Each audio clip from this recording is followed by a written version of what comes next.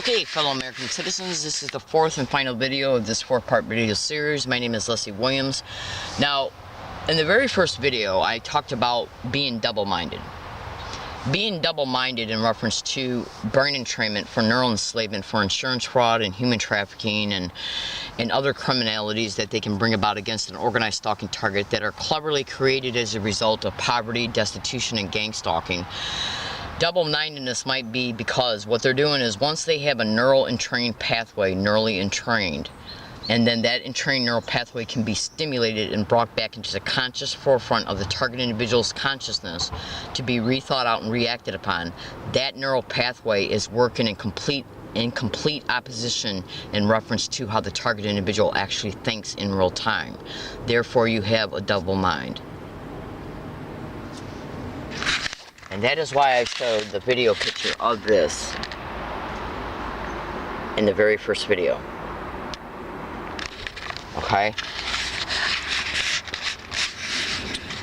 When a target individual becomes neurally entrained for human trafficking, okay, that neural pathway that has been neurally entrained can be stimulated using remote neural monitoring.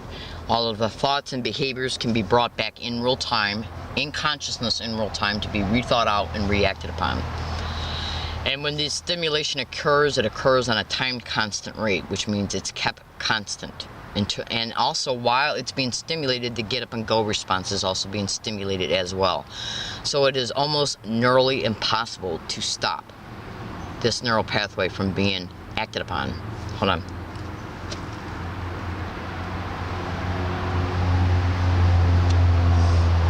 And there's other protocols that can be set into play that can aid and abet in distracting a target from their own thoughts that they might be attempting to have to counteract these stimulated thought patterns that reside within the entrained neural pathway. Now, there's some lawsuits online right now that in reference to how remote neural monitoring is being used for human trafficking, and there's some information online right now pertaining to how people are exposing how human trafficking and remote neural monitoring are being used in hand. Okay, so the only thing I can do, ladies and gentlemen, is tell you to your face that there is a lawsuit online. You'll have to pay for it in order to be able to buy it, to see the parties and the plaintiffs and the defendants in reference to how remote neural monitoring is being used for human trafficking. And at least a person from India is all over the internet exposing how remote neural monitoring is being used for human trafficking.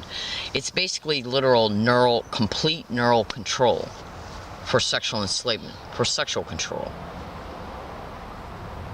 Now, what you gotta also understand is that when they stimulate these neural pathways that are entrained, along with stimulating the get up and go response, they can also stimulate the target sexually.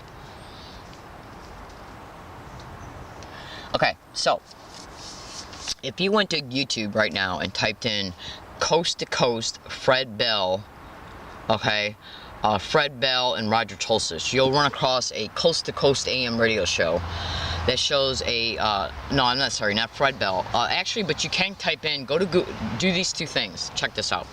Go to Google, go to YouTube and type in Fred Bell Electronic Harassment Coast to Coast. Hold on. And you'll literally hear Fred Bell talk about brain stimulation and how it's been a done deal for decades. Okay? Then go to YouTube and type in Mike Fitzhugh Bell, Coast to Coast, Roger Tulsis. And you'll eventually run across the YouTube video of Mike Fitzhugh Bell, a organized stalking, gang stalking target being covered on the news. I mean, being covered on Coast to Coast AM radio show. A person who just went by and said gang stalk in the background. I don't know how well the camera picked it up though. Anyways, so when you go to YouTube and type in Mike Fitzhugh Bell, Roger Tulsis, and Coast to Coast AM, you'll literally run across a YouTube video of that entire Coast to Coast AM show with Fred Bell and Roger Tulsis. Now, when you watch that, listen to that entire show, you're eventually going to hear a caller, or no, you're eventually going to hear Mike Fitzhugh Bell talk about how the implants that can be placed in a target individual's mind and brain and or body can also include the private parts. Sexual stimulation is all over the internet in reference to that being directly connected to organized gang stalking technologies and expeditions. The remote neural monitoring file that's online right now, I believe, has sexual stimulation mentioned in it. And guess who else is mentioned in that remote neural monitoring file that you can find online? Social services workers, businesses, and lawyers. Hold on.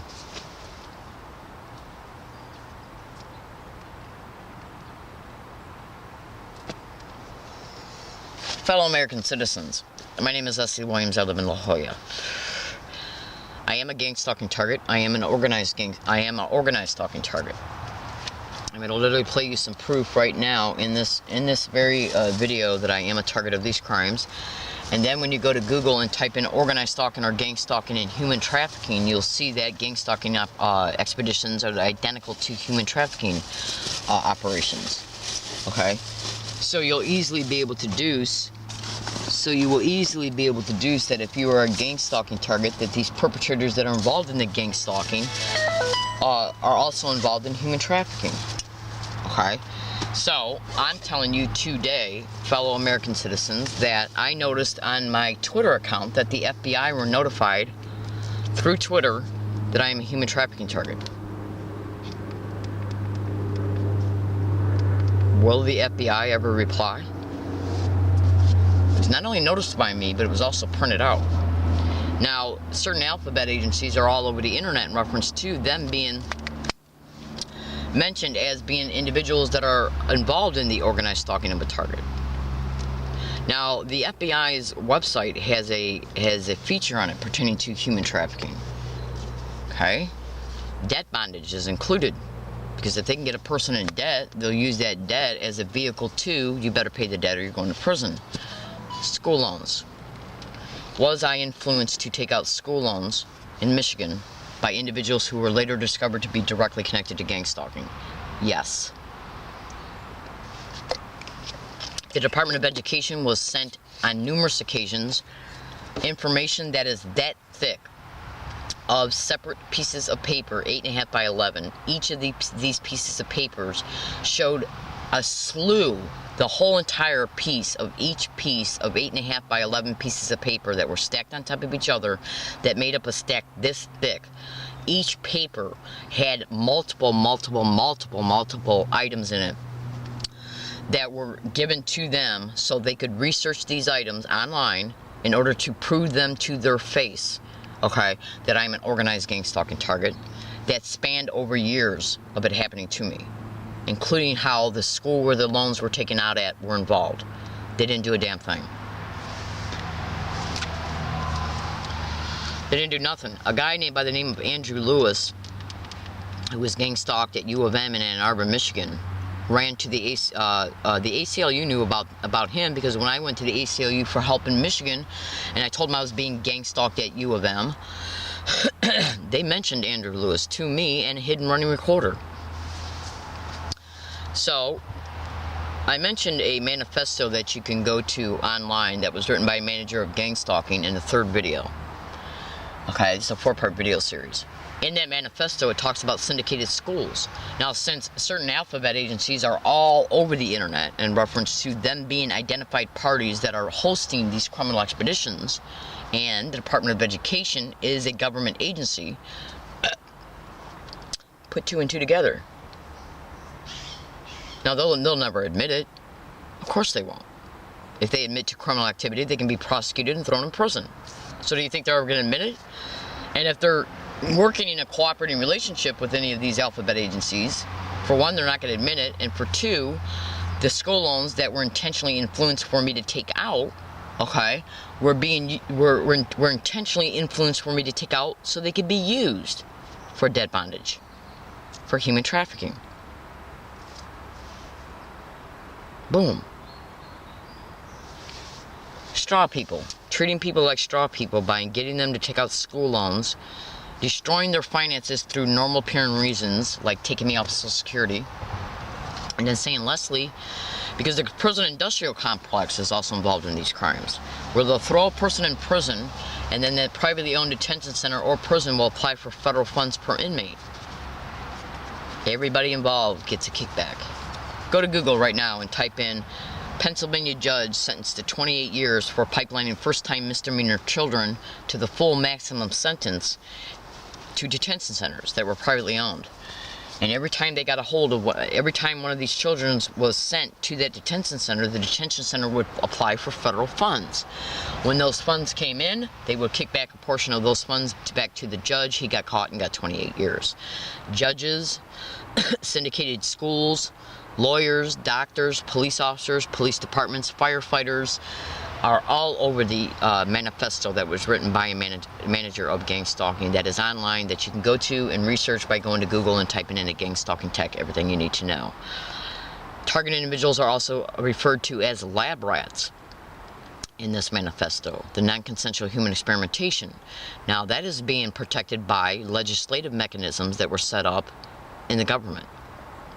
You can go to YouTube right now and type in go to YouTube right now, type in 5-22-11 James Lambert and David Larson down the rabbit hole.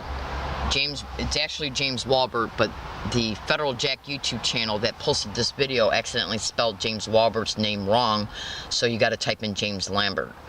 Listen to how David Larson is talking about how people are being neurally and physiologically manipulated and controlled, along with James Walbert. Now listen to all the alphabet agencies they are exposing that are involved in these criminal expeditions in reference to the non-consensual human experimentation that is directly connected to gang stalking expeditions. That right there should be your eye-opener. So if these, and I've also mentioned in the second and third video about a bunch of gang stalking targets testifying before the Bioethics Commission. Not one of them got one bit of help. Not one of them. Because all of this shit is protected by the government. So do you really think that since the government is torturing people and using people for non-consensual human experimentation guinea pigs, do you really think that they don't have the influence to work with the Department of Education? We're talking about torture, neural enslavement, for sexual enslavement, for racketeering purposes, for research. People are literally being tortured, murdered, and every single aspect of their lives are completely destroyed. Targeted individuals are also raped, even gang raped, used as racketeering straw people, insurance fraud. Where do you think all this money goes to? It goes to the illegal operations that some of these alphabet agencies are involved in. Do you really honestly think for 1 second that they would not put a person who knows all about this shit in prison to keep them from exposing what has happened to them while they make money off them as a result of them being put in prison? Or a syndicated run organized crime group home so they can be treated like a straw person so the actual expedition can continue towards them in a private, isolated environment? Why they say that, why the corrupt criminal whores that are in the government that place them in these homes, okay, are doing it by saying that the target's delusional when the target is completely sane? These people are filthy criminals. They're whores. They're rats. Now, why is it these two men saying gang stalking around me as they're threatening me? Just listen.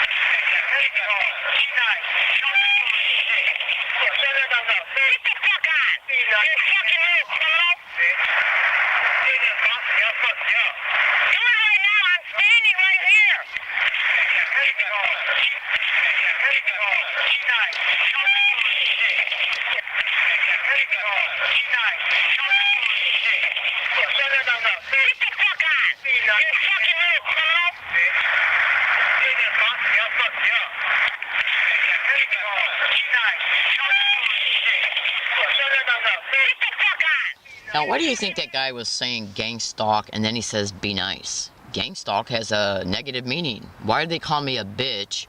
Gang of stalking, I'm gonna fuck you up, and then they say be nice? Because these are opposing, contrasting words that have contrasting meanings to them. Be nice, that means be nice to us, be nice, and then gang stalk and bitch, and gang of stalking, I'm gonna fuck you up.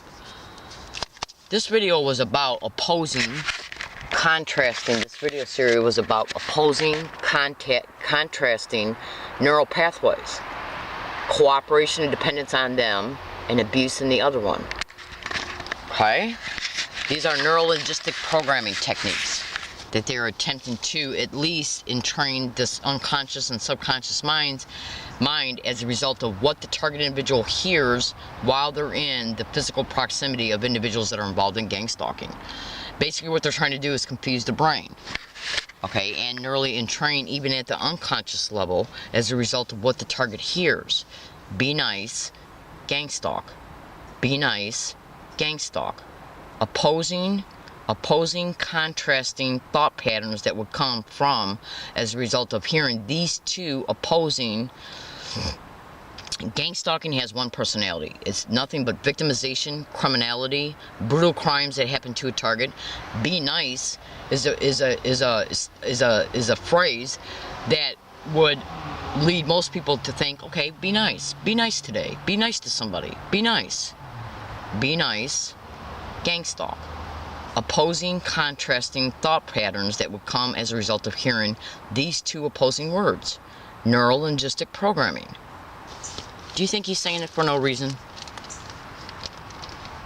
Okay? Be nice to who is abusing you. Is what they're attempting to neuro-linguistically program your unconscious mind. Just listen.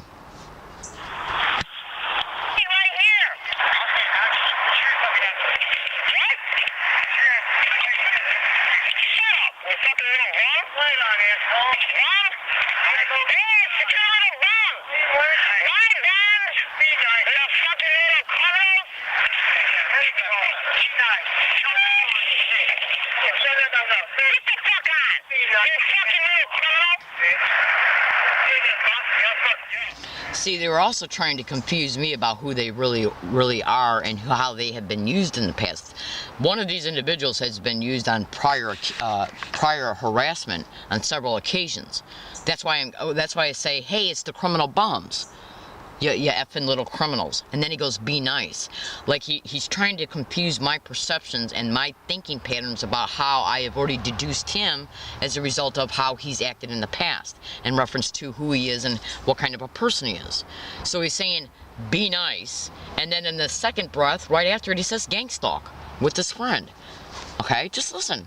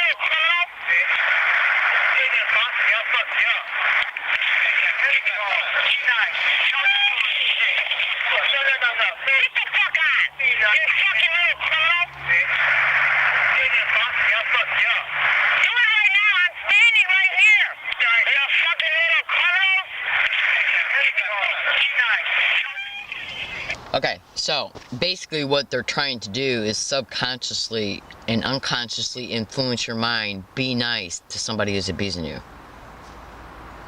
Now, if you don't think that human trafficking victims are not neurally controlled to behave in certain ways to people that are abusing them, think again. This is about the neuro-linguistic programming techniques of the target individual. This right here Now that event occurred on a sidewalk in La Jolla, right up the street from UCSD, 8 days after I told a UCSD campus police officer that individuals are getting around me along all my paths on UCSD campus and constantly repeating gang stalk. That conversation I had with that UCSD police officer was caught on a digital running recording tape recorder and uploaded to the internet. It's on there. All you gotta do is go to YouTube and type in, oh, I don't know, probably like 1128 or 1120 learning disabled woman catches UCSD library security. I don't know, no, I'm sorry, well, you can type that in too. But just go to YouTube and research learning disabled woman exposes gang stalking at UCSD, and you'll eventually run across it. Now, this occurred on a sidewalk 8 days after I told that UCSD campus police officer. One of the individuals that played a role in this Thanksgiving event is directly connected to the group of assholes that they had set up to hike out 150 feet away, who harassed me day and night from like the second week in excuse me, the second week. They moved in within 10 days of me moving to this area. I had to move over here, okay, because they initially attempted to move up where I was hiking it. I was hiking over there. And then I went to Yucca Valley for a week and came back. He was beginning to set up the place about 50 feet away from my area, okay, and I was already preparing to go to Yucca Valley for a week, taking down my tent and everything, and then I was gone for a week, and then when I came back, they had the whole area set up. So I decided to move over here, okay. So they harassed me from like around November. They moved in within 10 days of November, and late November. It was late November that they, early December, they started moving in. And they harassed me, 2012, and they harassed me all the way up until April of 2014. And when they moved out, they only moved 300 feet away. I just saw one of the main players. In fact, I just saw the guy who played a role in this 4 days ago. Okay, walking up Gilman Road. Okay, now, my name is Leslie Williams. I'm in San Diego, California. If any alphabet agency criminal motherfucker is watching this, and please excuse my language, if any of you little filthy rats are watching this, and I already know you are, because cyber surveillance is a method of gang stalking. Do you see this fucking finger right here, bitch? This is for you, you little filthy whore. Let me tell you something right now, fellow American citizens, I do apologize. To my viewers, I humbly and honestly and sincerely apologize to you for using profane language on this video. But if you knew the crimes that have happened to me in my physical body, my finances, my quality of life, and the duration of this crime that has happened to me, you would be, I'm going to tell you right now, these crimes are enough to make a preacher cuss. Hold on. Hold on.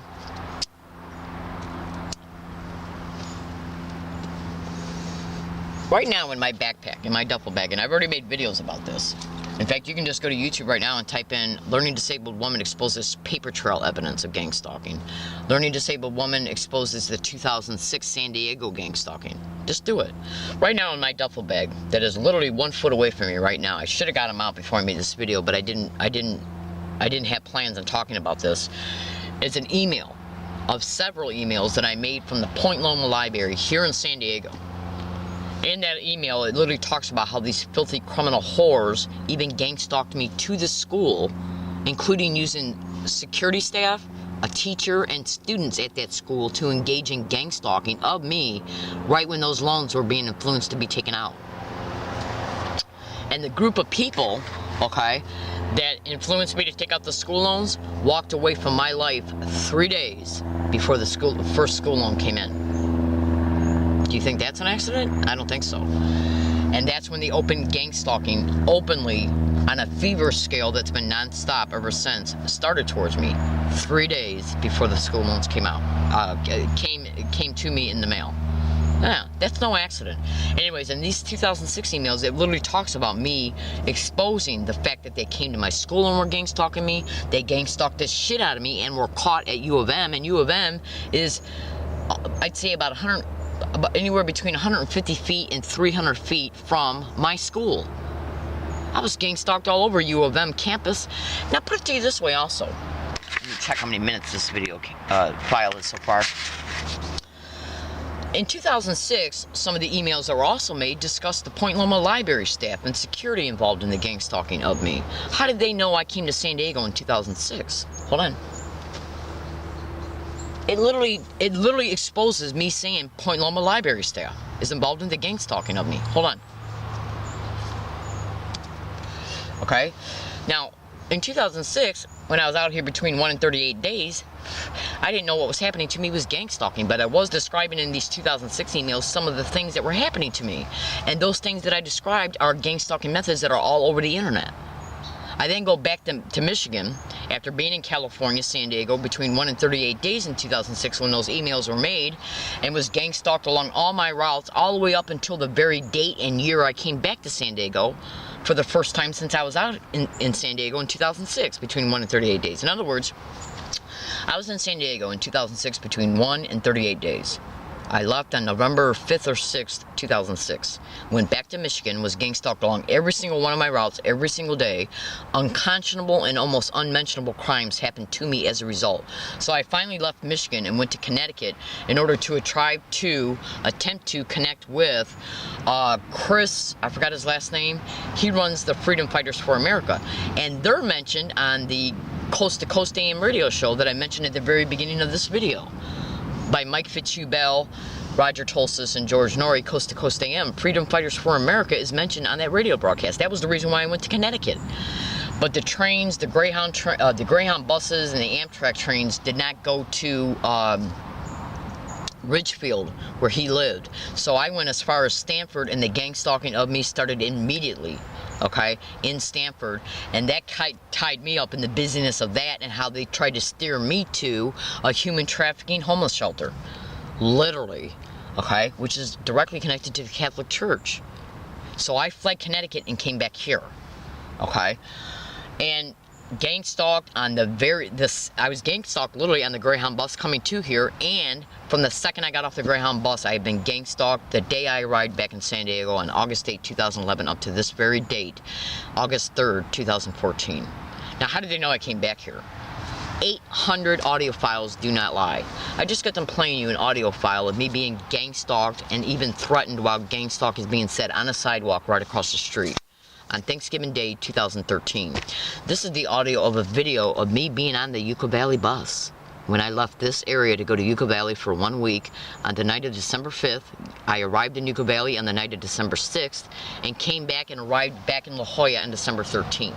I've got at least 30 to 50 audio files of gang stalk, oh my God, gang stalk, oh my God, being constantly and repetitively said around me while I was in Yucca Valley, which is the same exact identical verbal harassment that I endure here in San Diego County, to a T. And you're about ready to hear it. This is the audio of a video of me being on bus route Landers in Yucca Valley, California. You can go to YouTube and just type in learning disabled woman exposes Yucca Valley gang stalking. Getting around me and constantly repeating the name gang stalk everywhere I go. Gang stalk, oh my God, gang stalk, crazy, gang stalk, oh my God, gang stalk, weird, oh my God, crazy, gang stalk. In that way, or they'll just flip them around a little bit and just say gang stalk weird, or gang stalk crazy, or gang stalk oh my God, is how they let me overtly know that I'm being gang stalked as a result of how often I hear it everywhere I go every single day, and my tape recorder picks it up. I have over 800 audio files of this being said around me in the same exact identical way everywhere I go. UCSD, SDSU, grocery stores, banks, post offices, restaurants, movie theaters. And this is it being said on a Yucca Valley bus in Yucca Valley, California, which is 160 miles away from where this event occurred at. This event occurred at on Thanksgiving Day 2013. This event was caught on this phone. This is the audio of an actual video file on my phone on December 11th, 2012. Almost a full, complete year before this Thanksgiving event in La Jolla. And what you're listening for is individuals in the background saying, oh my God, and right after you hear oh my God being said, you're going to hear somebody say gang stalk. And then as soon as you hear gang stalk, you'll hear another person say oh my God, and then you're going to hear a woman just flat out say gang stalking. Just listen. Well, look at that car right there. so cute. Where are you looking? To the left, you just turned. No. Those little French cars. No. Cheese. Cheetos. You first child? Yeah. Okay. Hopefully my I got my quick only child. I'll take the whole thing. The first one, the rough is one whole. She's pretty good. She never cries. I'm going to go hang it up in my, She's already talking. I'm going to take my American flag out. Little kind of flag. Take it out. I'm going to hang it in the window and I'm going to put it on the shelf. I wish I did anything great. Oh, yeah. We'll get rich. Oh, yeah, that might work. Now, it's American flag. You know, I'm going to be really mad if you stopped right here because we could have... Yeah, we are. They say in 15 years when you put an RFID chip in all newborns. We could have not walked all the way to Walmart from the Social Security It's office. a radio There's so many buses that go. It's a radio frequency identification implant. And Elmwood. You ain't never heard of that? Google it. Yeah. If you got kids, you should. I hope they're going. That's beautiful.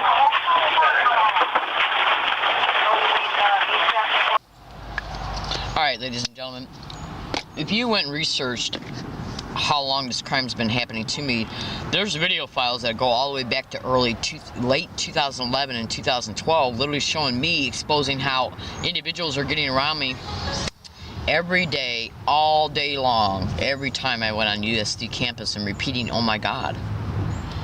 Now, there's some information online that shows how oh my God was being constantly repeated around me in Michigan. That goes all the way back to 2006, 7, and 8. Do you think that's an accident? I don't think so. I'm in San Diego, California, and my name is Leslie Williams. Getting around the targeted individual and repeating certain words, phrases, physical gestures, sounds, okay, and other things, their sensitization methods, is their way to cleverly, overtly let you know you're being gang stalked as a result of how much you either see the physical gestures and or hear the repeated words or phrases, okay? That's no accident. 800 audio files of individuals getting around me saying gang stalk, oh my God, gang stalk, crazy, gang stalk, oh my God, gang stalk, weird, gang stalk, oh my God. Being caught being set around me inside the San Diego Police Department headquarters, inside the San Diego City Council meeting chambers, inside of the Hall of Justice, inside of all the restaurants I've been into, inside of all the movie theaters I've been into, inside of all the post offices and banks I've been into, inside of all the grocery stores I've been into, on bus routes, at bus stops, on all university campuses, in the same exact identical way. That shows me and would show you that the same person and or persons and or group is managing the same exact harassment because the harassment is the same. So it's one collective mindset that's managing and steering the same exact identical harassment. Now, I don't know about you, but logic and probabilities automatically dictates that this is no accident or coincidence. I am in San Diego, California, and those 2006 emails I got right now in my possession, literally talked about how I was being subject to verbal cues. They were repeating, oh my God, in other words, crazy, around me inside the Point Loma Library in 2006. Verbal cues. I'm in San Diego, and that's not the only thing they were doing inside the Point Loma Library.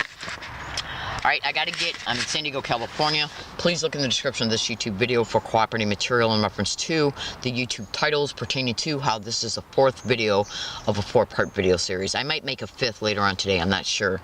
But anyways, I do appreciate you listening. So let's see what comes about towards me. If I am assaulted here at this area, okay, where I'm hiking at, if any event happens here that causes me to move, it'll be their way in order to steer me to a more isolated environment where I can be raped, robbed, okay, brutally assaulted, or all three, okay, because money is what keeps the targeted individual independent from the targeted individual having to run to places that they can influence and control. Homeless shelters. That's right. And I'm here today to tell you, fellow American citizens, that certain individuals that are connected to the San Diego Homeless Rescue Mission are involved in gang stalking. I can prove it undeniably. I'm in San Diego, California. I do appreciate you listening, and thank you very much, and have a nice day.